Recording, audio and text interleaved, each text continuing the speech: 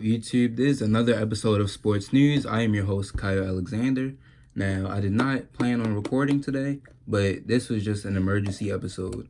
So, breaking news: the New Orleans Pelicans have traded Anthony Davis to the Los Angeles Lakers for Lonzo Ball, Brandon Ingram, Josh Hart, and 3 first-round picks, and one of those picks being the 4th overall pick in this 2019 NBA draft. Now, this just blew my mind. I was like, I feel like we all expected the AD to go to LA because that's where he was planned to go. Like, he was saying he wanted to go there. LeBron was trying to recruit him. I know they were talking about him going to Boston, but Kyrie's leaving, or there were rumors about him going to the Knicks. But I believe we all knew he was going to the Lakers. Like, come on now. So this is crazy because this shakes up free agency. So with that being said, I'm gonna look into what the Lakers can do, what the Lakers can do as of now, and what the Pelicans can do, and like the rest of free agency and the draft. So the Lakers, they got rid of 4 people out of that young core. They got rid of Lonzo, Brandon Ingram, and Josh Hart. Kuzma is the only one from that young core that remains. So, and they don't have a draft pick this year. They don't have their first round draft pick. So, with that being said, if you have LeBron and you have Anthony Davis and you got rid of your younger people, you're contending now. Or yeah, you're contending now because they're all right. I look at team state. The state of a team, I look at they have 2 possible states. They're rebuilding or they're contending. Now, they could be like OKC, be a playoff contender, or they could be like Golden State and be contender for the whole thing, for the finals, for the crown. Also, congratulations to the Raptors. Pretty sure I said that, but now they got rid of the young core. There's no rebuilding. LeBron is 33, 34, 35. LeBron is in his 30s, and Anthony Davis you still got Anthony Davis who's in his 20s. He's still young, but if you have LeBron, that was the whole issue of LeBron going to LA. He's trying to win now. He's trying to contend. So now you just flipped the script. You said, no, what? Forget this rebuilding. We're going to go with this when we're contending. We're trying to contend now. So with that being said, with free agency, their free agency it's going to be a little tough for them because they could bring in, I believe they can bring in some players, but right now they need a point guard and a shooting guard. But with LeBron like 150 something million contract, and then Anthony Davis contract is like 20 million, I believe. So with those 2 contracts on the books, you may not have that much cap space, but lucky for the Lakers, I found some possible free agent targets that maybe they could sign. With that being said, they need a shooting guard. One possible target that has been linked to the Lakers that has been linked to LeBron recruiting this player is Jimmy Butler from the 76ers. Now, he's 29, and there was some issues about whether people are kind of speculating if Jimmy Butler should get a max or not, if they should give Butler the full max or not. But honestly, I don't think Jimmy Butler's worth a max contract. That's just my opinion. But also another thing is locker room issues after that whole thing in Minnesota. Some teams are a little hesitant to sign him, but the Lakers, they're trying to contend now. I don't see no reason why they shouldn't go after him. Jimmy Butler, I believe he is gonna want a lot of money, or I really don't know how Jimmy Butler, like, if he wants money or if he wants to win, maybe both. But yeah, they don't. I know one thing for sure: they don't have to worry about giving him a max. Now, another player they could go after to complement Butler in that backcourt is Kemba Walker. Now he's 29. He's the most underrated player in the league. That's my opinion. I stand by that. I've always said he was the most underrated player in this league. And now there has been suspicion that, or not suspicion, Kemba Walker has come out and said that he would take he would rather not have the supermax if it meant staying in Charlotte. So we don't know if he's gonna stay in Charlotte. If I was him, I wouldn't, cause I get loyalty and stuff like Damian Lillard being loyal to the Blazers, but his is different. Like at least his team is a playoff contender. Charlotte has been bottom dwellers for past couple years, and they failed to build around Kemba. So if I'm Kemba, I get you love the city of Charlotte, but if I'm Kemba, I would I would go to LA, like maybe not even ask for that much money. I would go to LA where you can team up with LeBron, AD, Kuzma, possibly Jimmy Butler.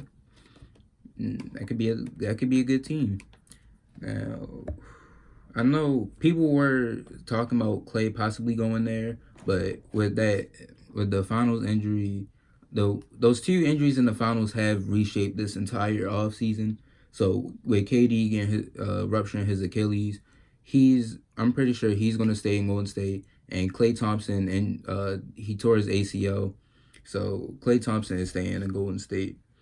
Now, a lot of people were saying he was staying there from the jump, but I didn't know if they had enough to give him the max. But yeah, both of those players are staying. Both of those players are, yeah, they're staying in Golden State with their injuries. Another shooting guard that they could target, maybe cheaper, is Chris Middleton from the Bucks. Now he is 2 years younger than Jimmy Butler. He he kind of fits the type of guard that they need. He can create his own shots. Like he can dribble if he has to. But Middleton, he's kind of just like when he was in Boston, he was kind of just there. He was like the number two, to be honest. He was just there to be a shooter, like give what's his name, be a shooter, hit a couple threes when they need him. And that is a rumor landing spot is the Lakers for him. And if the Lakers can get him, then that would be great for Middleton. And he is an unrestricted free agent, so the Bucks cannot match him. So if the Lakers could get Middleton, that would be a win for them. That would be a huge one. Now, something I thought of was Kyrie Irving opted out of his player option, and they're talking about him going to Brooklyn. So I was saying if he goes to Brooklyn, D'Angelo Russell's probably gonna leave. I thought of D'Angelo Russell reuniting with the Lakers, but one, I highly doubt that's gonna happen. That's not gonna happen. It's not a rumored landing spot. But I was saying this would be funny because if they were to sign D'Angelo Russell and he actually wanted to play for the Lakers again, that would kind of be funny because like because if you think about it, they would have rebuilt around him. If you think about it, but yeah, I just that's just something I thought of. But I highly doubt that's gonna happen. Now, Nikola Vucevic, that could be another free agent. He was rumored to go to the Lakers, and then they could have AD at the power forward, and then have Kuzma come off the bench because they are gonna need a bench player. But I highly doubt that they'll do that. I'm pretty sure they'll just stick with Kuzma at the power forward and Anthony Davis at center. And yeah, that's pretty much all the free agents I have. Or honestly, um, JJ Redick, I don't know. He's not rumored to the Lakers, but if I was the Lakers, I would still go after JJ Redick. He's 34. He's old, but he's nearing the end of his career. But he's still a good 3-point shooter, and he had like this season he averaged 39.7% from three. That's pretty good from three. So if I'm the Lakers, you just need like a Klay Thompson type shooter. You just need a spot up shooter, and JJ Redick will provide that for them. So that's how I would go at it with the Lakers. They need backcourt help, or they need a new backcourt, and they need some bench players. So that's the Lakers side of this trade. Now let's get into how this affects the Pelicans. Pelicans get rid of one thing I know Pelicans fans are probably mad that he left and stuff, but that gets rid of his contract, so you have a little more cap space.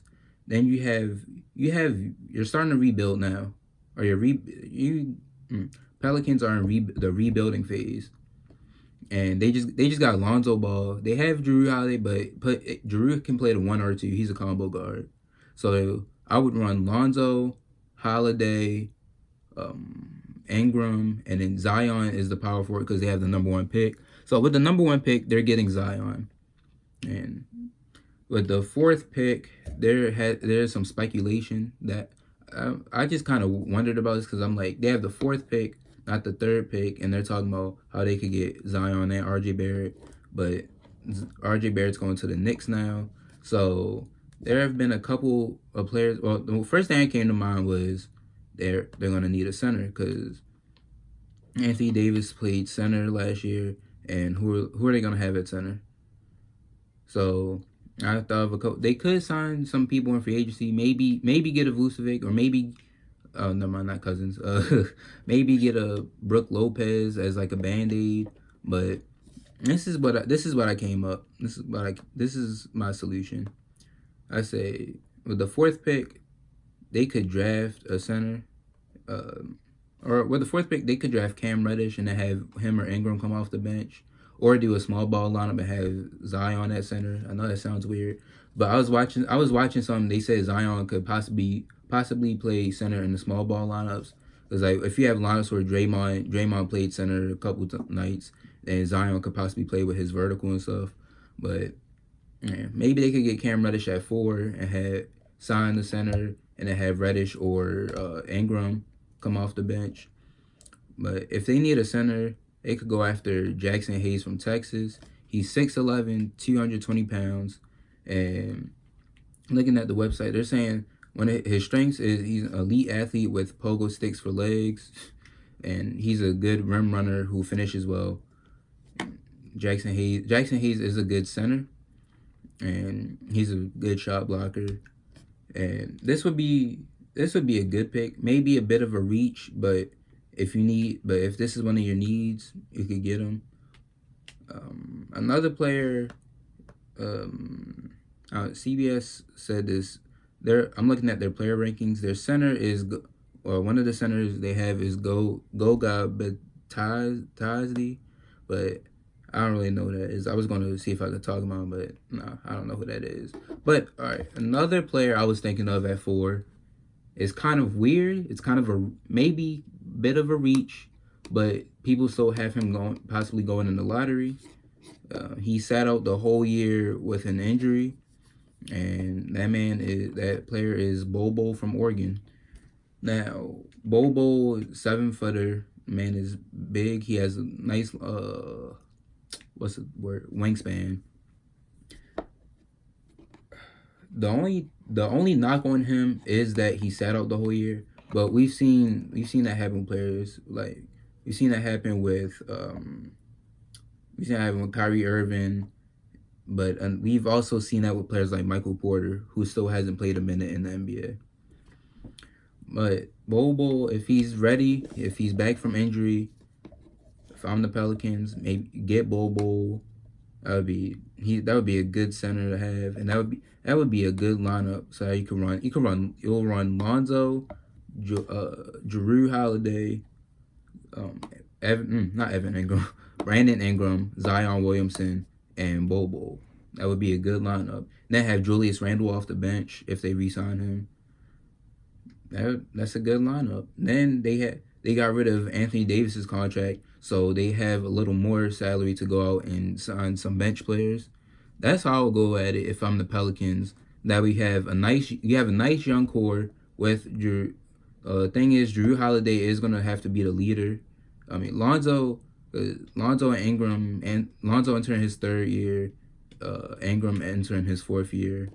Oh, and then they'll have Josh Hart off the bench. So yeah, but then with Ball entering his 3rd year and Ingram entering his 4th, they're still pretty young. They're veterans, but they're still pretty young, and they still have a lot of learning to do.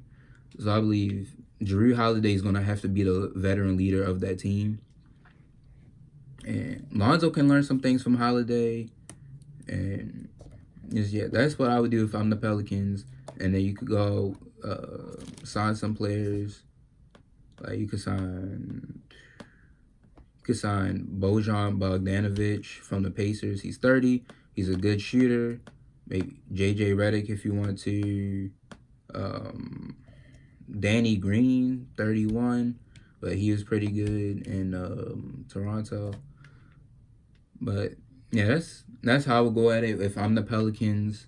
And then free agency, the Knicks are kind of upset now, but the Knicks draft Barrett with the 3rd pick. If they still want to get KD, I would be hesitant to sign him because of that injury. We don't know. You won't know when he's coming back, but or how long it'll be. But yeah, the Knicks are. I don't really know what the Knicks are gonna do because I'm pretty sure Kyrie's going to Boston. Kyrie wants to go to Boston. But if not, or that could be another thing. And I said Kyrie wants to go to Boston. I meant Brooklyn. But that could be another thing for the Lakers if they get Kyrie and then find a shooting guard. But that's how I would go at it if I was a GM for both teams. And that'll be it for this video. Hope you guys enjoyed this emergency or impromptu video of this trade. Don't forget to leave a like, comment, and subscribe. And a little message is just I love doing this. Talking about having my own show about sports. I started off as a podcast on iTunes, and then the app I was using wanted me to pay for more audio storage. So then I told my friend about it. He was like, "Yo, why don't you just put this on YouTube?" So I was like, "All right, fine, I'll do it." I mean, I have an iPhone, a tripod, and an iPad, and yeah, I just love doing this. It's fun to talk about the transactions and like also to learn how each move impacts like the rest of the league. It's like chess. It's kind of like chess, or kind of like dominoes. It's like dominoes. If you tip over one domino, or if say like the first domino is a move like Kevin Durant getting injured, that domino fell over. That affects the whole free agency and this whole off season. So I just love talking about stuff like this, and my passion is to hopefully do this as a full-time job, or at least to make money off of this, and like have this as a show I can do. I was thinking about maybe having like my own show on ESPN or Sports Center, but then I saw this other guy on YouTube who says he likes doing stuff. He likes doing what he does, and he said he didn't want to have it on ESPN because he wanted full control. So honestly, that's kind of what I want to go at now, is have this on YouTube or any other service out there. But I would prefer to have this on YouTube, make money off of this, and to have this be a thing that I can call a career or a job. So fans, if you want to help me out, you can share this with your friends. Like, send your friends the link, post it on Instagram, Snapchat, Twitter, even Facebook if you're using that. So yeah, that was just a little message I want to get out there, and I appreciate all of you subscribers that watch this show, all the comments you leave. Like, I like hearing your guys' input, and I like hearing your opinions. Like how I remember one of my earlier mock drafts, I said, I had Will Greer going to the Redskins, and a Redskins fan put hashtag HTTR, Hail to the Redskins, and it was like, I like Will Greer. Even one of the Packers fan was like, finally a mock draft that has us taking. I had him taking like a safety and some like a defensive end or something. But they were saying they were happy that it was like finally a mock draft that doesn't have Green Bay taking the receiver when they needed defensive help. So I like hearing your guys' input, and that's something that helps me to keep going. So if you guys can just help show some support, spread the news, spread the word, and yeah, that will be it for this episode. Again, don't forget to like, comment, and subscribe, and I will talk to you guys next time.